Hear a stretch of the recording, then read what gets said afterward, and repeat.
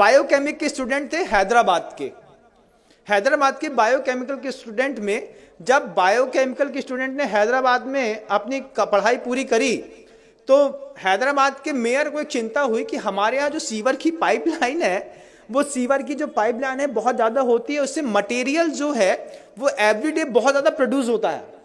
तो मटेरियल को डिसॉल्व करने के लिए उनके पास कोई स्पॉट या कोई चीज़ दिखाई नहीं दे रही थी। आप क्या सोचते हैं कोई क्या कर सकता है?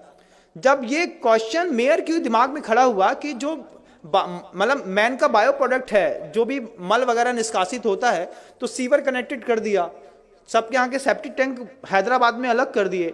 अब कनेक्टिविटी बना करके सीवर की पाइपलाइन से पूरे हैदराबाद का जो मल है वो एक जगह पर स्टोर होता था।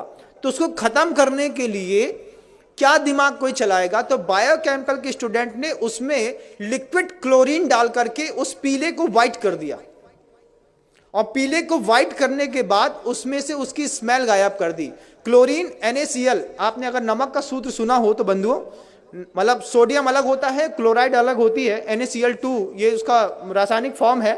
और जहां हम रहते थे पहले HGM, वहां पे Hukumchand jute mill and industries, और मतलब नमक से क्लोरीन बनाने का प्रोसेस वहीं पे होता था। लिक्विड क्लोरीन होती है, पाउडर फॉर्म में क्लोरीन होती है, गैस फॉर्म में क्लोरीन होती है, और सब अलग अलग चीज़ों में काम आती है। जो बांस के पेड़ होते हैं उसको साफ करने के लिए लिक्विड क्लोरीन काम आती है, जिससे आपका पेपर बनता है और जो बिल्कुल वाइट हो जाता है। तो वो बायोकेमिकल के जो स्टूडेंट हैं, वो बायोकेमिकल के स्टूडेंट ने पूरे के पूरे जो मल हैदराबाद के बाहर इकट्ठा होता था उसमें क्लोरीन को डाल करके मिक्सअप करके पीले से वाइट कर दिया।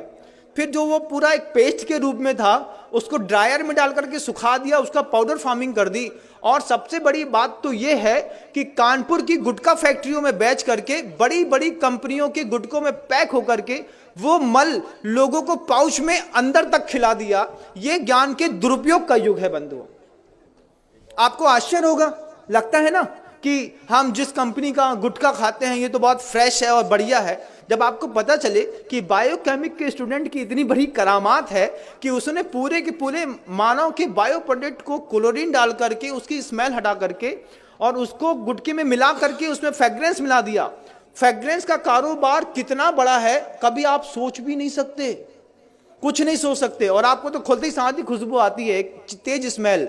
आप किसी भी कंपनी के गुटके को 5 मिनट के लिए एक पानी में डाल दीजिए, थोड़ी देर उसको हाथ से मसल के देखिए, फिर आपको पता चलेगा, जब इसकी स्मेल हट जाएगी फिर उसको खा के देखिए, तब पता चलेगा कि हम अपने मुंह में क्या खाते हैं। उसमें चूना और कांच दोनों मिलाया जाता है कि कांच से बारीक कांच का पाउडर रहता है जिससे आपकी जबान थोड़ी सी कटती है, और चूना उसके ऊपर लगता है तो आपको थोड़ी सरसराहट सी होती है। इसके चक्कर में आप बार बार माउथ फ्रेशनर के रूप में ऐसे पाउच के प्रोडक्ट खाते हैं।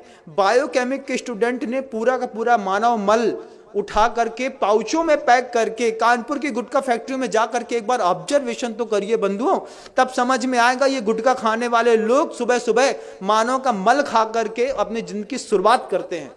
ये बायोकेमिक के स्टूडेंट का कमाल है। हड्डियों का ढेर मिलता है, दुनिया भर की चीजें मिलती हैं। स्मॉल स्केल इंडस्ट्रीज, 3 शब्द याद रखिएगा। क्या?